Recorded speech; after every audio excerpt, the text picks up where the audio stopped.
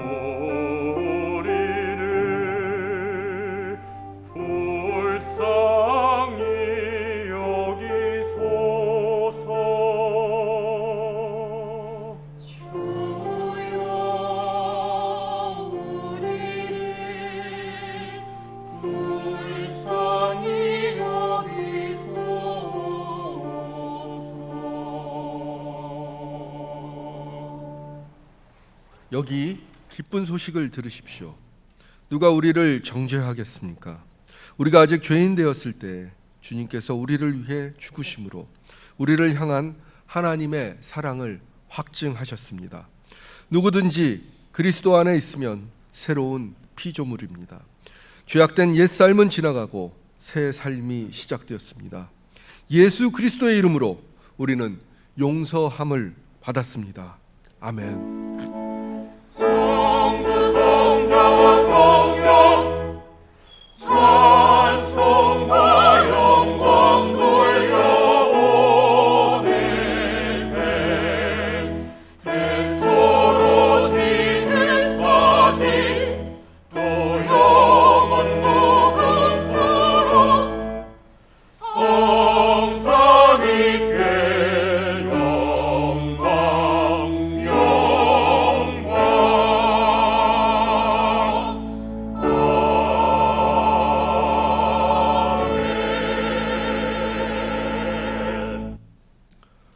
이 땅에 빛으로 오신 주님, 주님께서 주시는 말씀은 저희의 영혼에 빛을 주십니다.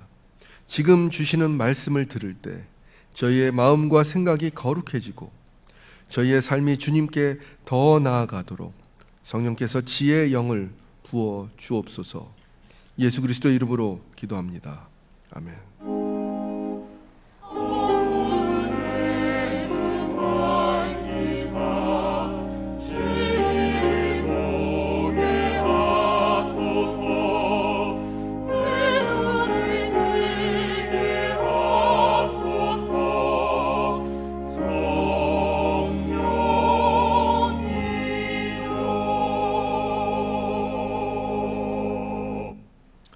오늘 우리에게 주시는 구약성서의 말씀은 이사야서 6장 1절부터 8절까지 말씀입니다.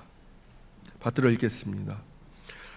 우시야 왕이 죽던 해 내가 본즉 주께서 높이 들린 보좌에 앉으셨는데 그의 옷자락은 성전에 가득하였고 스랍들이 모시고 섰는데 각기 6날개가 있어 그 둘로는 자기의 얼굴을 가리었고 그 둘로는 자기의 발을 가리었고 그 둘로는 날며 서로 불며 이르되 거룩하다 거룩하다 거룩하다 만군의 여호와여 그의 영광이 온 땅에 충만하도다 하더라.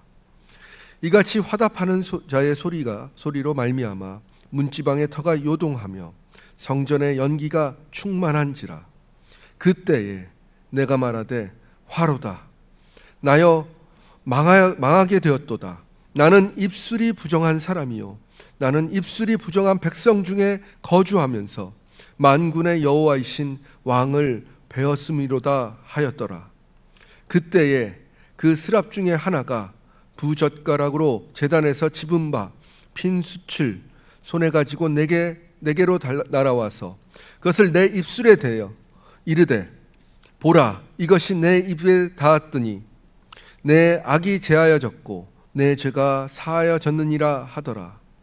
내가 또 주의 목소리를 들으니 주께서 이르시되 내가 누구를 보내며 누가 우리를 위하여 갈꼬 하시니 그때 내가 이르되 내가 여기 있나이다 나를 보내소서 하였더니. 주님의 말씀입니다. 주님 감사합니다.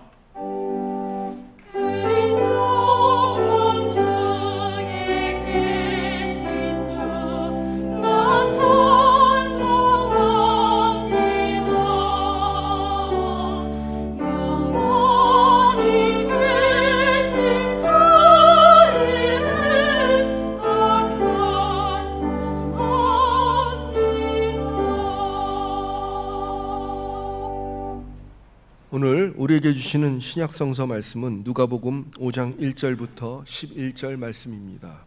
받들어 읽겠습니다.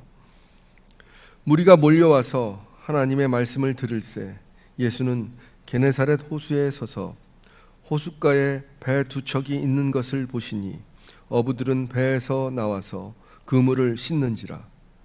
예수께서 한 배에 오르시니 그 배는 시몬의 배라. 육지에서 조금 떼기를 청하시고 앉으사 배에서 무리를 가르치시더니 말씀을 마치고서 시몬에게 이르되 깊은 데로 가서 그물을 내려 고기를 잡으라. 시몬이 대답하여 이르되 선생님, 우리들이 밤이 새도록 수고하였으되 잡은 것이 없지만은 말씀에 의지하여 내가 그물을 내리이다 하고, 그렇게 하니 고기를 잡은 것이 심히 많아 그물이 찢어지는지라. 이에 다른 배에 있는 동무들이 손짓하여 와서 도와달라 하니 그들이 와서 두 배의 채움에 잠기게 되었더라. 시몬 베드로가 이를 보고 예수의 무릎 아래 엎드려 이르되 주여, 나를 떠나소서, 나는 죄인이소로이다 하니, 이는 자기 및 자기와 함께 있는 모든 사람이 고기 잡힌 것으로 말미암아 놀라고 세베대의 아들로서 시몬의 동업자인 야고보와 요한도 놀랐음이라. 예수께서 시몬에게 이르시되 무서워하지 말라.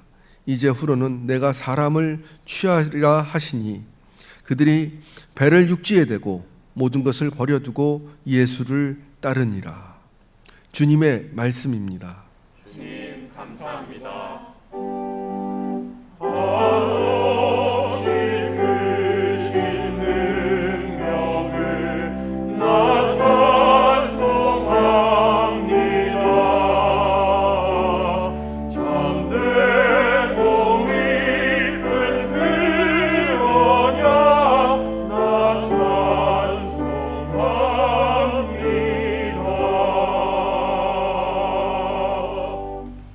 이제 조규현 신학대안정님 나오셔서 예수님께 올인하는 인생이라는 제목으로 하나님의 말씀을 대언해 주시겠습니다.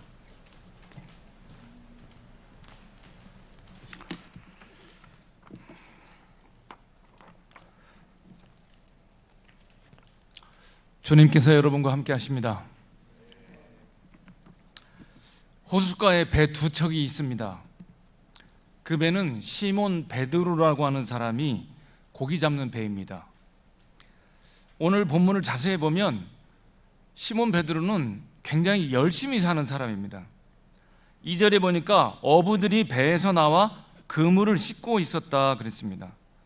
그물을 씻는 것은 어부로서는 매우 중요한 일이죠. 왜냐하면 한번 그물을 던진 다음에 걷어 올리면 거기에 온갖 부산물이 바다 속에서 걷어 올리잖아요. 그러면 그물을 깨끗이 씻어서 정돈을 해야 다음에 다시 던질 수가 있어요. 그 옛날에 보면 어떤 사람들은, 어떤 가정주부는 아침을 먹고 이제 남은 접시들을 그냥 개수대에 쌓아놓죠. 그리고 점심 때 식사를 준비하려면 그때 설거지를 해요. 그런가 하면 어떤 주부는 아침 먹은 설거지를 깨끗이 해놓은 다음에 점심 먹을 거를 다 준비를 해놓고 스위치 버튼만 딱 누르면 점심이 되게 한 다음에 점심을 기다립니다. 어떤 사람이 인생을 성공하겠어요? 여기 오늘 베드로를 보면 이 사람은 배에서 나와서 그물질을 다 한 다음에 그물을 지금 깨끗이 씻고 있는 거예요. 그래야 그 다음에 또 그물을 던지죠. 5절에 보니까 시몬은 밤이 맞도록 수고를 하였다, 그렇게 말을 하고 있습니다. 그런데 얻은 것이 없어요. 밤새도록 그물을 던졌다는 거예요. 자, 어떤 사람은 아마 밤 12시까지 그물을 던졌는데 물고기가 안 잡히잖아요. 그러면 그만둘 수도 있어요. 근데 이 사람은 새벽까지 그물을 던진 거죠. 밤새 잠 안 자고 그물을 던진 것도 훌륭하고 고기가 잡히지 않는데도 포기하지 않고 계속해서 날이 밝을 때까지 그물을 던졌다고 하는 것은 더 훌륭한 거죠. 무슨 일이든 이렇게 열심히 하는 사람이면 분명히 세상에서 성공할 사람입니다. 열심히 일하는 사람, 맡은 일에 전력 투구하는 사람, 인생을 치열하게 사는 사람, 이런 사람들은 반드시 성공할 날이 옵니다. 세상이 그를 알아주죠. 하나님도 그런 사람을 알아줍니다. 이 세상에는 인생에서 인생을 사는데 전력 투구를 하지 않는 사람들이 많아요.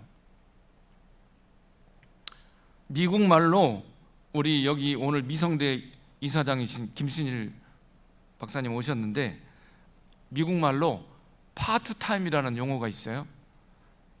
파타임 근로자, 시간제로 일하는 아르바이트생들이죠, 주로. 근데 인생을 파타임으로 사는 사람들이 많아. 파트타임처럼. 예. 시간제 근무자는요, 자기 근무 시간만 딱 일하면 그만이에요. 시간이 딱 되면은 하던 일 딱 손 놓고 집에 가면 되죠. 근데 인생을 파트타임처럼 사는 사람들이 있어요. 무슨 일이든지 적당히, 예, 적당히 하는 거예요. 적절히 그냥 하고 아예 안 되네 하고 그냥 포기하는 거죠. 그 작년에 제가 대전에 어떤 우리 교단의 큰 교회 하시는 목사님한테 갔는데 만나러 갔는데 이분이 이제 저하고 얘기하고 이제 배웅을 하려고 나오는데 이 복도를 지나오는데 옆에 이제 그 방이 있어요. 무슨 뭐 성가대 연습실 비슷한 방인데 불이 환하게 켜져 있는데 사람은 아무도 없어요. 그러니까 이 담임 목사님이 스위치를 끄면서 하시는 말씀이, 교수님, 부목사들은 이걸 봐도 불을 끄지를 않습니다. 담임 목사가 돼야 전기로, 아깝게 전기로 나가는구나, 이게 눈에 들어온다는 거예요. 예. 그래서 이 빈 방에 불이 켜져 있는데 그거를 스위치를 끄는 부목사는 담임 목사 나갈 자격이 됐다는 거예요. 예. 굉장히 시사하는 바가 많습니다. 우리는 인생을 살 때 풀타임 인생을 살아야 됩니다. 무슨 일을 하든지 전심전력해야 된다는 거예요. 열심히 일하는 시몬 베드로에게 예수님께서 찾아오셨잖아요. 이것이 굉장히 중요한 사건입니다. 예수님이 베드로를 인정하신 거예요. 신앙생활도 마찬가지죠. 파타임 크리스찬, 시간제 그리스도인이 우리 주위에 많아요. 예배 시간에는 열심히 예배를 드리죠. 근데 교회 방문을 딱 나가면 찬송도 스탑, 기도도 스탑, 기독교인의 삶의 윤리도 스탑이에요. 왜? 근무 시간 끝났거든. 예. 신앙 근무 시간 끝났어. 예. 이런 사람들은 이제 예수를 믿는데 한쪽 발은 교회에 한쪽 발은 세상에 이렇게 디디고 있습니다. 교회를, 여기 계시는 분은 한 분도 그런 분이 안 계시라고 저는 믿어요. 저 바깥에 그런 사람들이 많아요. 바깥에 이제 한쪽 발은 교회 한쪽 발은 세상에 놓고 교회를 안 나가다니 혹시 지옥 같은 게 있으면 조금 찜찜한 것 같고, 또 너무 교회를 열심히 다니자니 너무 내 사생활 침해되는 것 같고, 그래서 적당히 이제 다니는 거죠. 그래서 반은 그리스도인으로 반은 세상 사람으로 살아가는 거예요. 적절히 잘 매니지가 돼요. 그런 대로. 다만 이제 조금 어려운 점은 교회에 올 때 항상 양심이 살짝 꺼리끼고, 그 다음에 사회생활 할 때도 세상 사람처럼 그렇게 막 나가지를 못해요. 예, 그러니까 세상에서 남들은 잘 나갈 때 이 사람은 그렇게 잘 나갈 수가 없죠. 예. 우리의 마음이, 우리의 온 삶이 크리스찬이 되어야 되죠. 오늘 본문에 나온 시몬 베드로는 아직 예수님을 몰랐습니다. 오직 세상과 성공만 알면서도 자기 일에 열심인 사람이었어요. 이런 베드로에게 인생의 전환점이 닥쳐왔습니다. 예수님께서 그에게 다가오셨어요. 그리고 그에게 말씀하십니다. 깊은 데로 가서 그물을 던져라. 여러분 생각해 보십시다. 베드로의 직업이 뭡니까? 어부예요.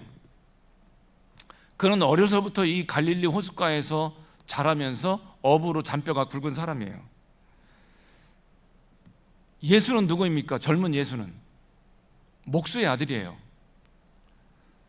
목수의 아들이 고기잡이에 대해서 뭐 알겠어요? 자, 여러분 같으면 목수의 아들이 하는 말하고 어부인 베드로가 하는 말하고 물고기를 잡아야 되는데 누구 말 듣겠어요? 베드로의 입장에서 보면 정말 가당찮은 이야기죠. 내가 평생 여기서 그물을 던지며 살아왔어요.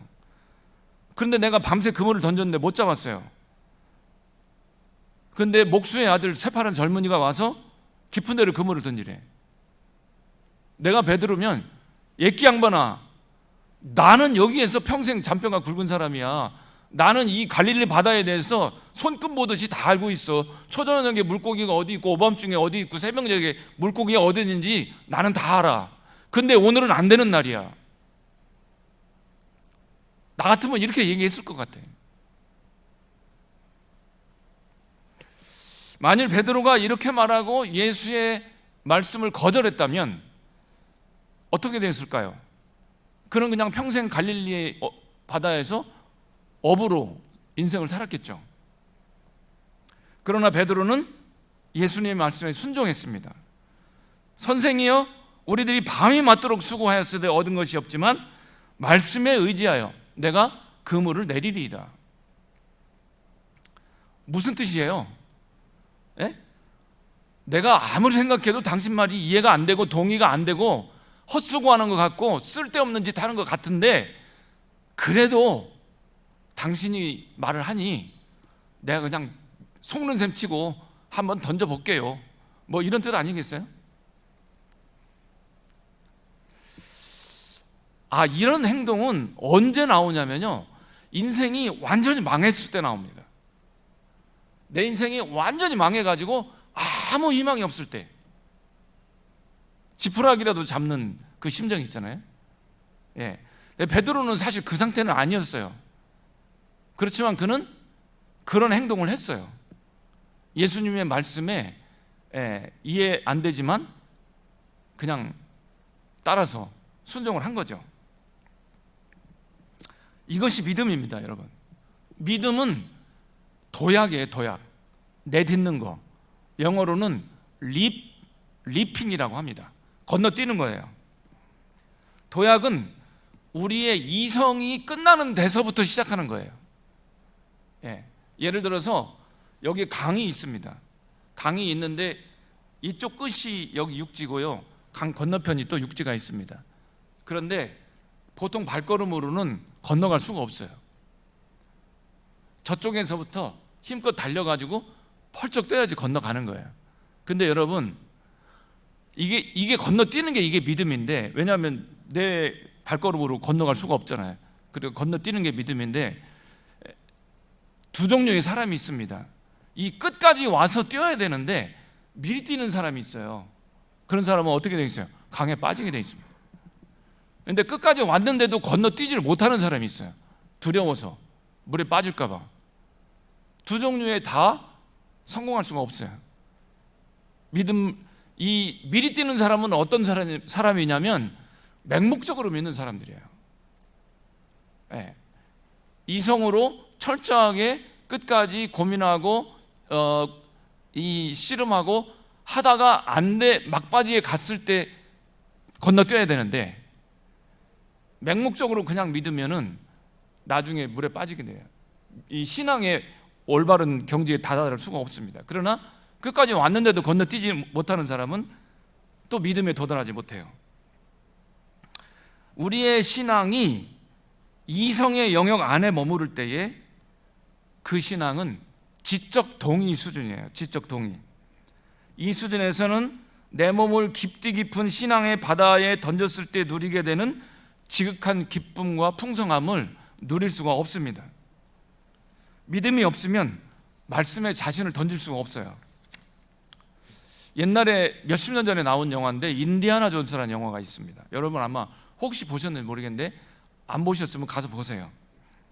그 시리즈로 몇 편이 나왔는데 그 몇 편인지는 제가 잘 모르겠고, 어쨌든 그 제목에 마지막 성배 뭐 이런 제목이 붙어 있는 이제 편인데, 거기에 션 코넬이라고 하는 주인공이 나옵니다. 근데 이제 그 예수님께서 최후의 만찬에서 사용하신 그 성배, 최후의 만찬 때 쓰신 이 잔이죠. 이 잔을 이제 이게 보물이니까 이걸 찾으면 얼마나 값이 나가겠어요. 이거를 찾기 위해서 이제 이 사람이 이제 모험을 이제 가는 이제 그런 과정을 그린 영화죠. 그런데 이 세 가지 관문이 있어요.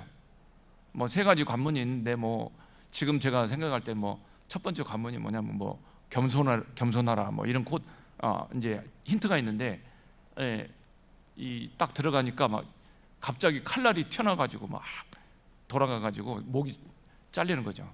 그러니까 겸손해야 되니까 몸을 낮춰서 기어 들어가야 되죠. 근데 이 마지막 관문이 뭐냐면 힌트가 믿음으로 건너라라는 거예요. 믿음으로 건너라.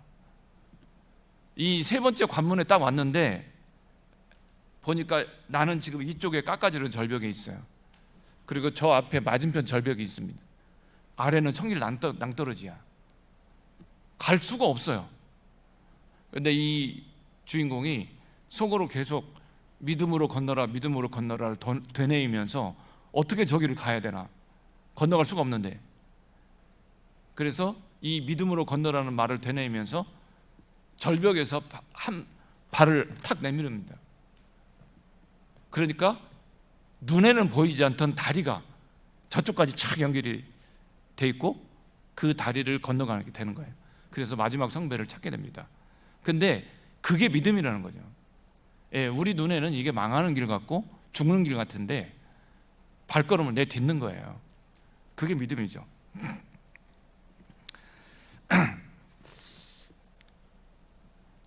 그 믿음이라고 하는 거는 뭐냐면 내가 믿기는 하지만 그물을 던지지는 못하겠습니다. 이건 믿음이 아니에요. 믿음은 내 이성과 내 자아를 포기하고 자신을 던지는 거죠. 베드로가 주님의 말씀에 순종해서 그물을 던졌을 때에 그물이 찢어질 정도로 물고기를 잡았습니다. 이것을 어떻게 설명하겠어요?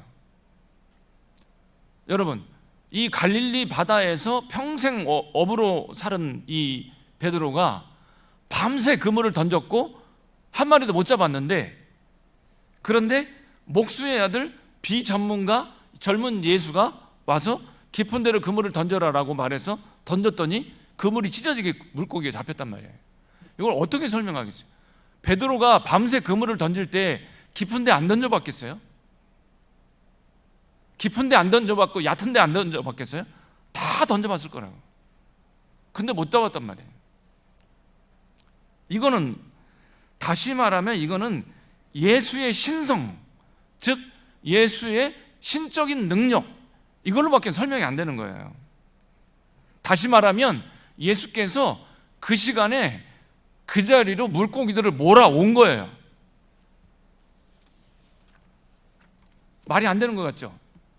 그러나 이보다 더 적절한 설명이 없어요. 이게 어떤 주석가가 한 말이에요. 제가 한 말이 아니고. 인간의 이성이나 논리로는 설명되지 않기 때문에 예수님은 하나님의 아드님의 능력으로 그 시간에 물고기들을 거기로 몰아올 능력이 있으신 거고, 그래서 베드로에게 그물을 잡게 하신 거죠. 그렇다면 이 이야기는 무슨 이야기입니까? 베드로의 실패와 예수님의 성공을 통해서 인간의 제한성과 하나님의 무한하신 능력, 다시 말하면 인간의 한계와 하나님의 능력을 대비시키는 이 놀라운 말씀인 거죠. 그렇기 때문에 우리는 하나님 앞에서 우리의 이성과 논리를 버려야 되는 것입니다. 우리가 예수님을 믿고 그 말씀에 전적으로 자신을 투신한다면 나의 계산과 이성으로 살 때보다 10배, 100배 더 풍성한 삶을 누릴 수 있다는 거죠. 베드로와 상상도 못했던 많은 물고기를 잡은 것처럼 우리도 우리의 얕은 계산과 우리의 알량한 자존심을 버리고 예수님에게 우리 자신을 복종시켜야 합니다. 여러분, 신학대학에 오셨으면, 신학대학원에 오셨으면 여러분의 자아를 버리셔야 돼요. 학교가 제시하는 학업과 영성훈련을 여러분이 순종하셔야 됩니다. 그럴 때 비로소 여러분은 예수님의 능력을 힘입게 되십니다. 자, 근데 여러분, 고기를 다 잡아 올린 후에 그물이 찢어질 정도로 많은 물고기가 잡혔어요. 다 잡아 올린 후에 베드로가 한 말이 이상해요. 8절에 보면 주여 나를 떠나소서 나는 죄인입니다. 이렇게 말했잖아요. 아니 예수님이 내 곁에 계시고 그래서 물고기 많이 잡았고 좋은 거 아니에요? 근데 왜 떠나시라 그러죠? 이해가 안 되죠.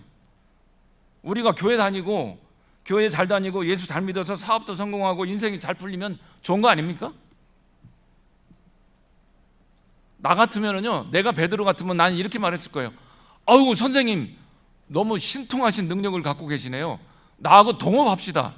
선생님은 어디라고 찍기만 하세요. 그물은 내가 다 내릴 테니. 그리고 대신 수익은 나랑 5대5 어떠세요?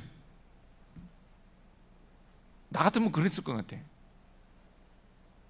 근데 베드로는 왜 선생님 나는 죄인입니다. 나를 떠나소서 이렇게 말을 했을까요? 정말 우리가 진지한 태도로 예수님 앞에 선다면 우리는 자신의 모습을 있는 그대로 보게 돼요. 온갖 껍데기로 포장된 나의 모습, 나의 학벌, 나의 경제력, 나의 체면, 나의 사회적 위치 이런 것들로 단단히 무장하고 있는 자신의 모습을 보게 되죠. 그뿐입니까?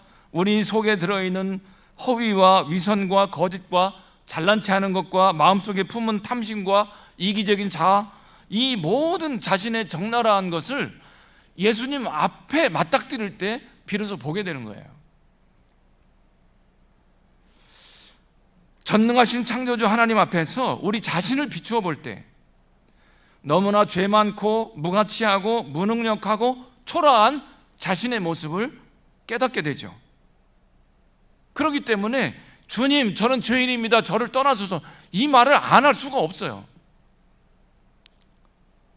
예. 이것을 경험한 사람은, 이것을 경험한 그리스도인은 겸손할 수밖에 없습니다.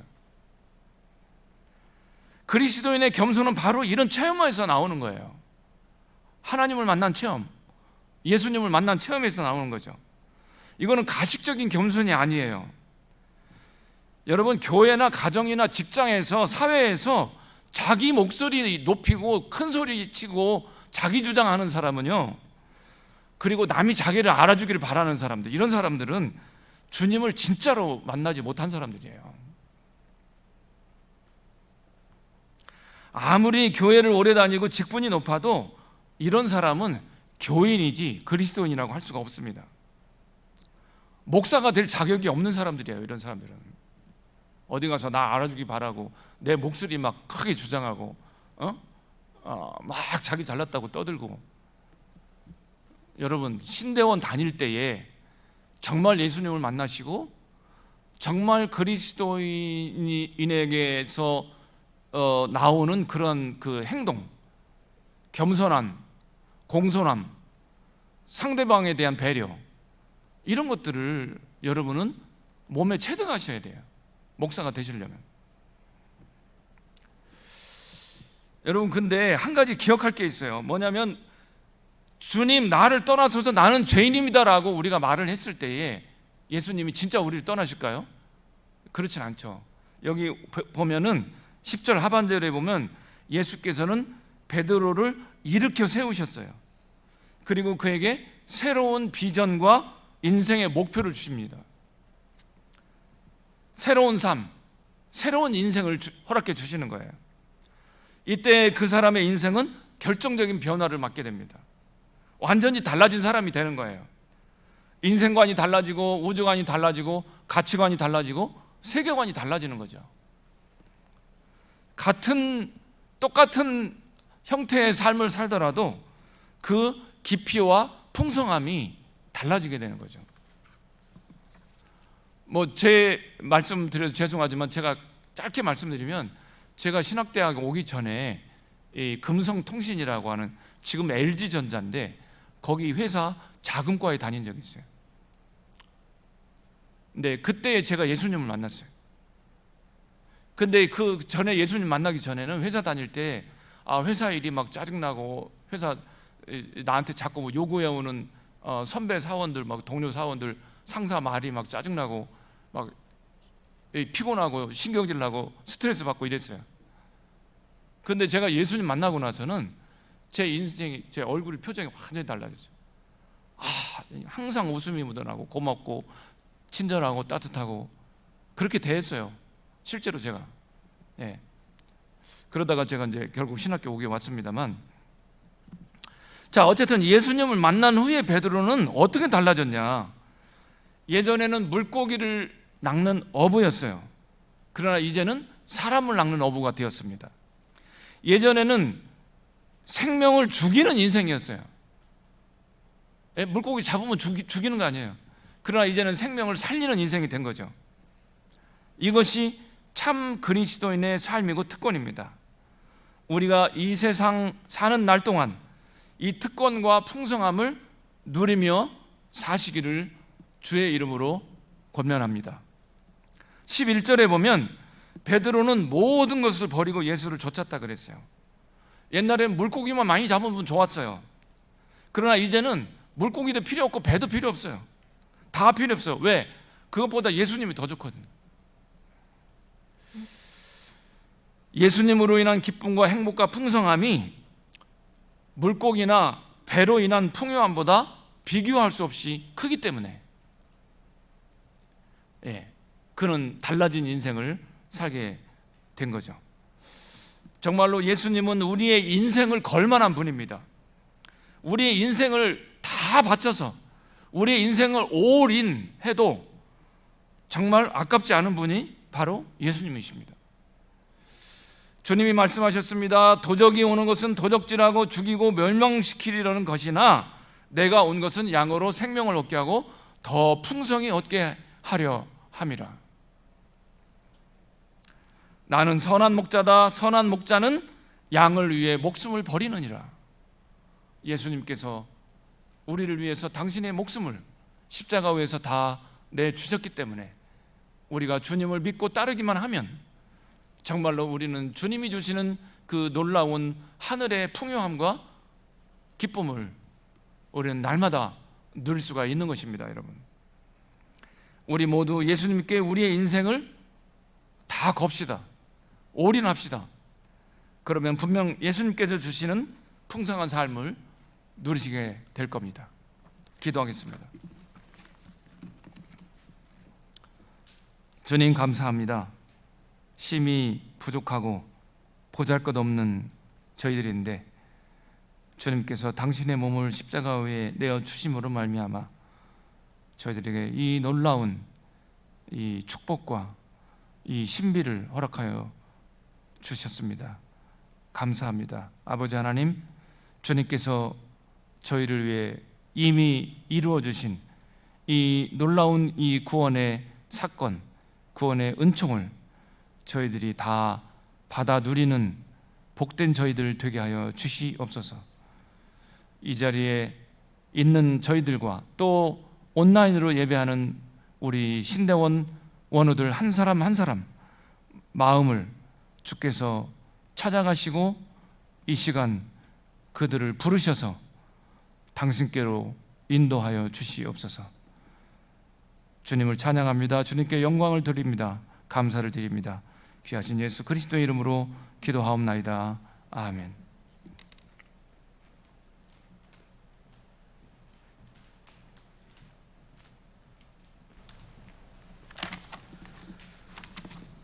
다 같이 받은 말씀을 생각하면서 사도신경으로 신앙을 고백하도록 하겠습니다. 나는 전능하신 아버지 하나님 천지의 창조주를 믿습니다. 나는 그의 유일하신 아들 우리 주 예수 그리스도를 믿습니다.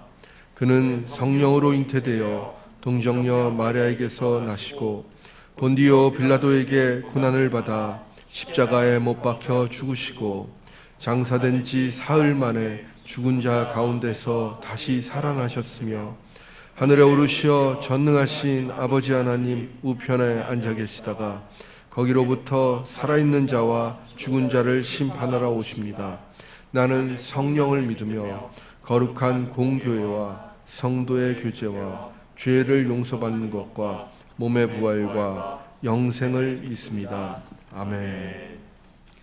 이제 함지의 신대원 원우회장 나오셔서 기도 인도해 주시겠습니다.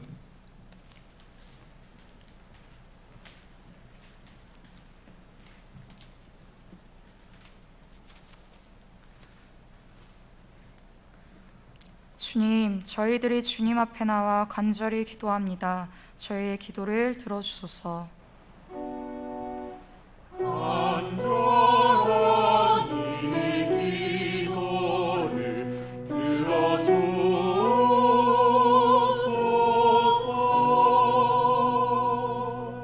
전능하신 하나님, 코로나19로 인해 어려운 시기를 지나고 있는 이 세상을 위해 기도합니다. 하나님의 온전하신 신유와 회복의 능력으로 이 세상을 온전하게 하옵소서. 간절한 이 기도를 들어주소서.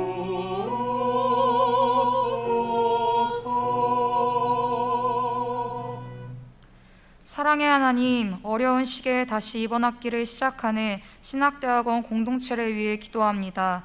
이번 학기를 통해 저희가 더욱 영적으로 성숙하게 하옵시고 주님을 배우는 지식을 더하게 하시고 주님을 섬기는 열정이 가득 차게 하옵소서. 간절한 이 기도를 들어주소서.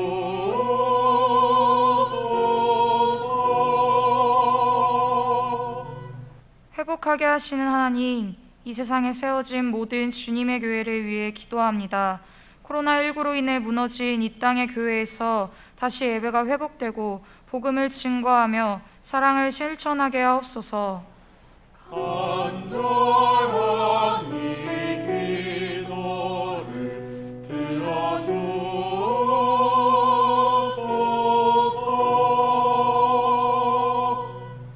저희들의 세밀한 목소리까지 들으시는 주님, 저희들이 주님께 간절한 마음으로 기도드렸습니다. 이 기도들을 들어주시옵소서. 예수 그리스도의 이름으로 기도드립니다.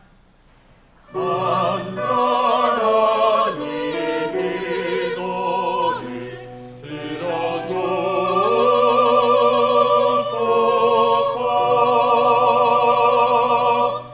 아멘.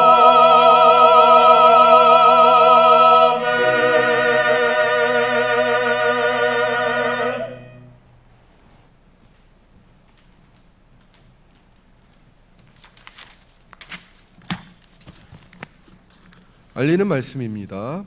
신학과 대학원 교학과 광고가 있습니다. 여러 가지 그 날짜들이 나오고 있는데요. 이거 잘 보시고요. 신대원 원우회 광고입니다.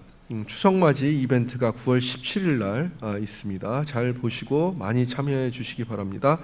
2021학년도 2학기 사물함 신청이 있습니다. 신청 방법은 여기 나온 대로 신청을 하시기 바랍니다.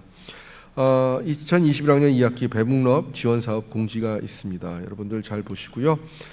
이제 다 같이 일어나셔서 위의 말씀 듣겠습니다. 사랑하는 신학대학원 공동체 여러분, 이번 학기에도 주님께서 여러분의 모든 삶의 자리에서 동행하십니다.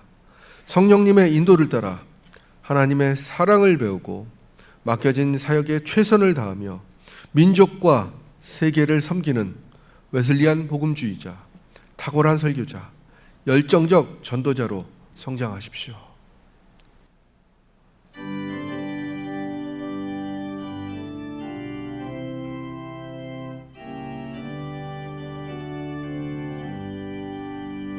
온 세상 위하여 나머는 전하리.